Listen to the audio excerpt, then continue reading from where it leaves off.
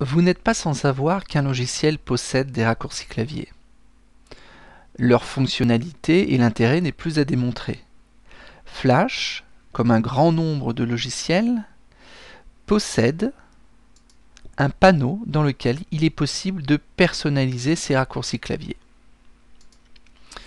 N'allons pas aussi loin et essayons de découvrir quels sont les raccourcis clavier disponibles en standard que vous devez utiliser dès que vous assurez une production Flash. Pour commencer, vous constaterez que très souvent vous aurez besoin de sélectionner l'outil de la flèche noire pour pouvoir sélectionner un élément sur la scène. Vous devrez alors tout simplement utiliser la touche V de votre clavier. Une simple pression et l'outil sera sélectionné. Regardez bien, nous sélectionnons un autre outil, nous appuyons sur la lettre V et voilà l'outil qui est sélectionné.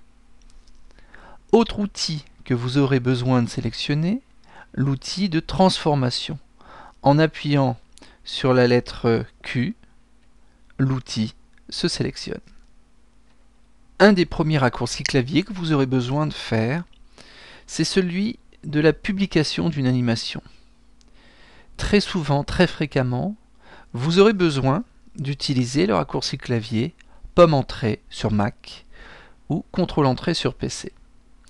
Lorsque vous serez en phase de production sur la scène, vous aurez parfois besoin de masquer un contour. Regardez bien, nous cliquons sur ce texte-là avec CTRL H ou Command Shift E sur Mac, nous réussissons à masquer le contour de sélection.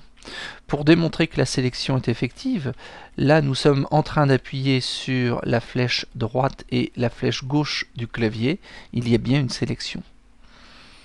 Pour afficher, masquer la bibliothèque, un pomme L et un CTRL L sur PC.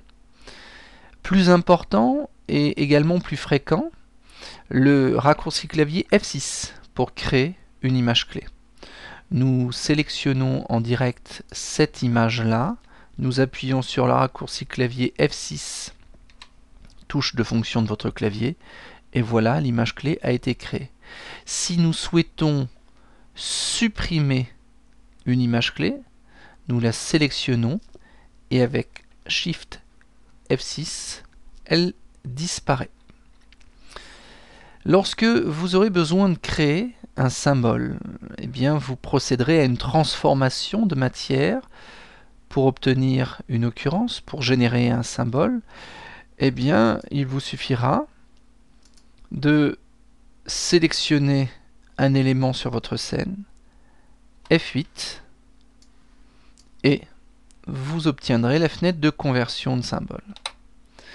Enfin et pour finir, cette palette-là, qui comme vous pouvez le voir est visible, tout le temps visible, eh bien Pomme K ou CTRL K sur PC, ce raccourci clavier vous permettra de l'afficher au cas où elle ne serait pas visible à l'écran.